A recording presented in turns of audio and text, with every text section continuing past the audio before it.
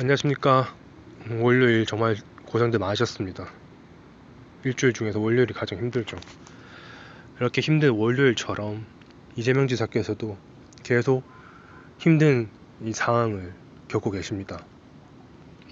여야 안팎에서, 당내 안팎에서 이재명 지사의 기본소득에 대해서 집중 포화를 날리고 있는데, 이에 여권과 당내 사람들이 도와주지는 못할 망정 이제는 다시 잠잠해질 줄 알았던 경선 연기론이 다시 불거지고 있습니다.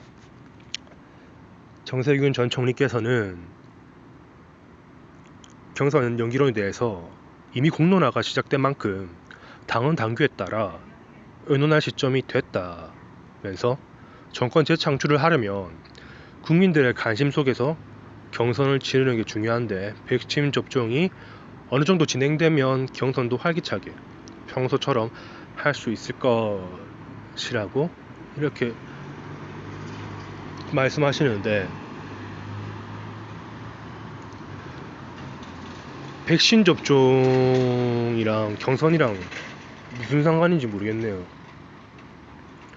경선 같은 경우에는 충분히 다 모바일이나 온라인 투표로 가능한 부분 아니겠습니까?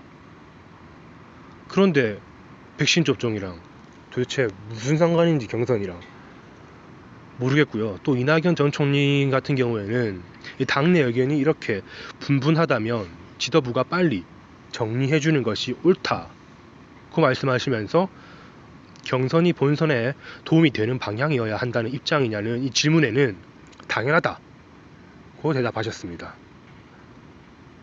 경선이 본선에 도움이 되는 방향이어야 한다는 의미는 지금 많은 경선 연기를 주장하는 민주당 사람들이 경선 연기가 되어야지 본선에 도움이 된다는 의미이기 때문에, 사실상 이낙연 전 총리께서는 애둘러서 경선 연기론에 대해서 이 긍정적인 입장을 가진 것과 다름이 없습니다. 그리고 여기에 최문순 강원지사는 휴가 가 계신 국민들께 봐주십사 하는 것도 예의가 아니기 때문에 연기하는 게 맞다고 말씀하셨습니다. 그러니까 경선을 봐주십사 하는 것도 예의가 아니다, 그래서 연기하는 게 맞다고 말하는데, 이건 정말 말이 안 되는 게, 지금 코로나 시국에 각 지자체와 행정부와 정치권에서 휴가를 가는 것을 최대한 자제를 부탁을 해야지, 이미 국민들이 휴가 간 것을 전제로 그것이 예의가 아니기 때문에 연기하는 게 맞다, 이건 정말 논리가 안 맞고요. 그리고 이광재 의원은 코로나가 끝나고 백신 문제 안정감이 생겼을 때 경선 시작하는 것이 국민들에 대한 예의라고 말했습니다. 코로나가 언제 끝날 줄 알고요. 그러면 뭐 코로나 끝날 때까지 다 기다리려면 경선도 하지 말고 대선도 못 하겠네요. 그럴 것 같으면 말이 안 되죠. 국민들의 예의라고 하는데 무슨 국민들을 말씀하십니까? 국민들에 대해서 예의를 정말 걱정하신다면 원칙을 입맛대로 바꾸는 것이 아니라 원칙을 그대로 가는 것이 그나마 최소한의 국민들에 대한 예의가 맞죠. 그리고 박용진 의원과 김두관 의원도 연기에 대해서 찬성하는 입장이 표시했습니다. 전체적으로 이제는 점점 더 연기론을 찬성하는 사람들이 많아지고 있습니다. 민주당이 애초에 지난 재보선에서 서울시장과 부산시장 재보선에서도 당원 당규까지 바꿔가면서 후보를 내지 않았습니까? 결국 국민의 심판을 받았습니다. 거기에 대한 반성이 조금도 없고 교훈을 전혀 얻지 못하고 있는 것 같습니다. 이번에 또 다시 경선 연기를 위해서 당원 당규를 바꾸고 해버린다면 국민들은 조금이나 남아있던 민주당에 대해서 애정조차도 사라질 것입니다. 정말 오만한 자세입니다.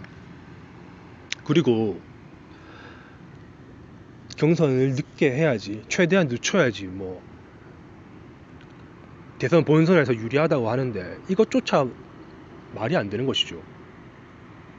왜냐하면 만약에 경선을 늦춰서 최대한 늦춰서 대선 후보를 뽑는다고 칩시다. 그러면 예를 들어 가지고 이재명 지사가 예를 들어서 이제 민주당이 대선 후보로 선출된다고 칩시다. 그러면 연기된 만큼 대선까지 남은 시간 얼마 남지 않게 되는 거죠. 근데 그 시간 얼마 남지 않은 시간 동안 기본소득과 같은 정책에 대해서 홍보하기에도 시간이 빠듯한데 그 짧은 시간 동안 이재명 지사는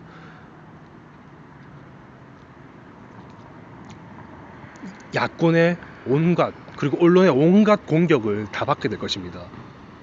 그거 다 네거티브에 대해서 해명하고 대응하다 보면은 기본 정책의 기본 소득과 이제 뭐 기본 주택 등 기본 시리즈에 대한 아젠다의 본질에 대해서 전혀 홍보할 수 있는 하지도 못하고 대선 가게 됩니다. 그러면 굉장히 불리해지고 또 불리해지고 패배할 수도 있습니다. 왜냐하면 기본소득이 이재명 지사의 강력한 무기이기 때문입니다.